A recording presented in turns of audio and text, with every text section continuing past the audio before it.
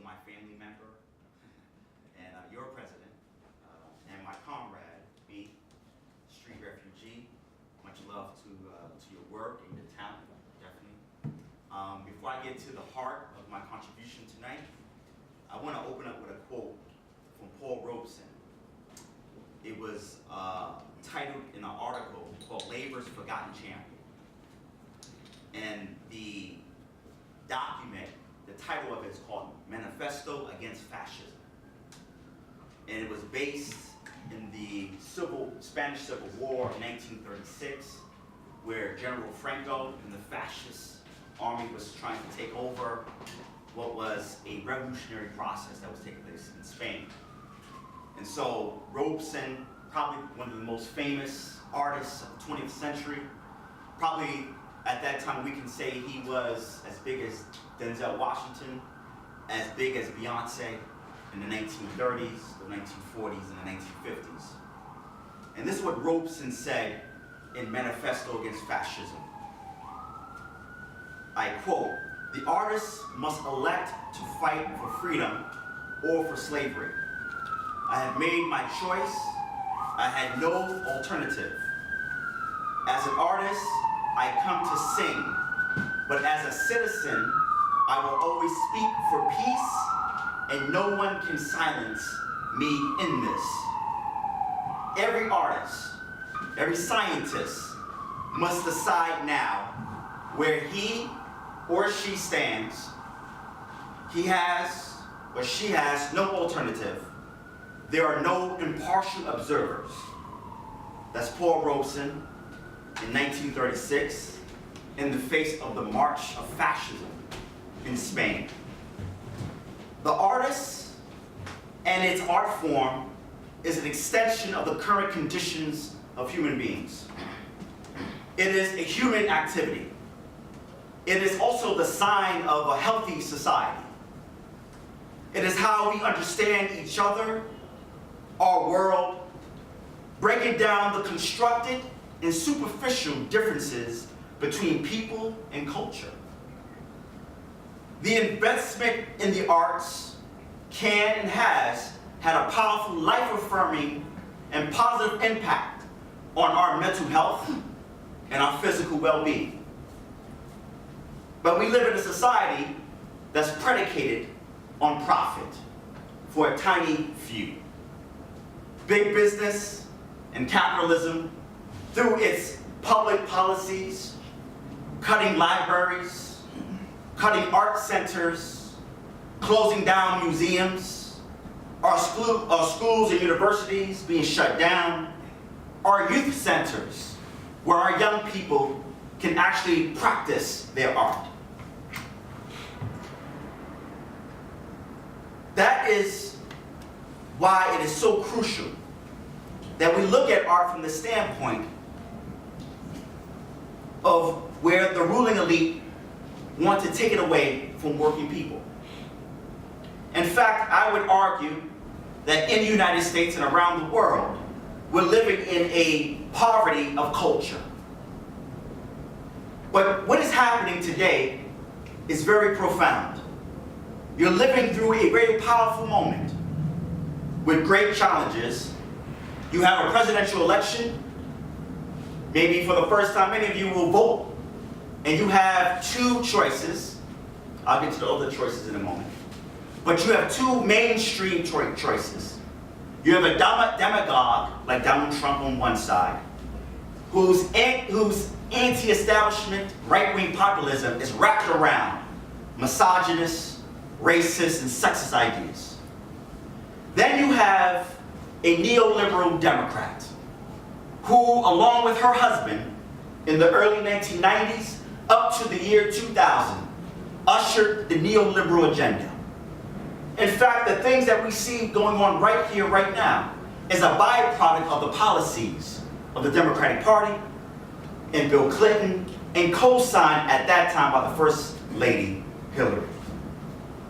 But what is taking place as this presidential election is events in North Dakota and Standing Rock, where Native people are standing firm to defend their sacred land, the right to water, but also fighting against the oligarchs of Wall Street. You are, in fact, in many ways, the children of Black Lives Matter. You are the children, the contemporaries of Michael Brown, the contemporaries of Trayvon Martin, Sandra Bland, and many trans sisters and brothers who have been gunned down or died by community violence. You are living in a moment of rebellion and revolt around the world. And so your work at this institution is instructed by that reality. You're living through a moment where there are deeper levels of poverty and inequality.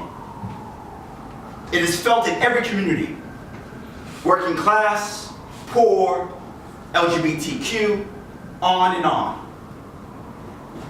So in many ways, your art form is being constructed under the crisis of global capitalism and a crisis of American capitalism and so-called democracy.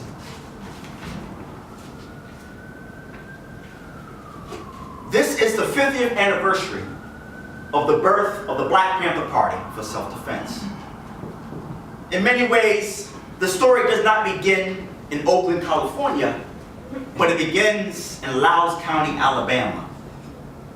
In 1965 and 1966, there was an attempt to build a new political formation for black folks who were dealing with a racist Democratic Party that didn't allow black folks not only to vote, but to even join the Democratic Party.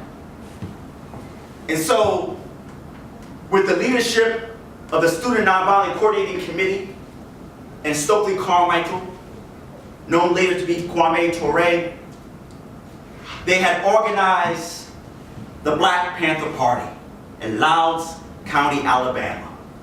And in 1966 and 1968, they ran against the segregationists in Alabama. And why did they pick a panther as its symbol? Because the Democratic Party, the segregationists, their mascot was a rooster. And we all know that a cat can scare the hell out of a rooster and kill a rooster. So, when we think of the birth of the Black Panther Party, it is born out of struggle in challenging the status quo of the political establishment. Huey P. Newton and Bobby Seale were college students like yourselves. They were born during the revolutionary 1960s. They were the products of the Great Migration during the World War II era. They are the byproduct of state violence and surveillance violence throughout the United States. In fact, Huey P. Newton, George Jackson, and Emory Douglas, who I will talk about in a few moments, they were serving time as young people in the California Youth Authority in the 1940s.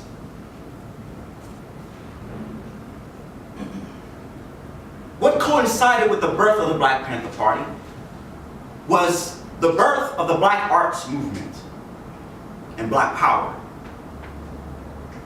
The Black Arts Movement was a radical national or nationalist movement.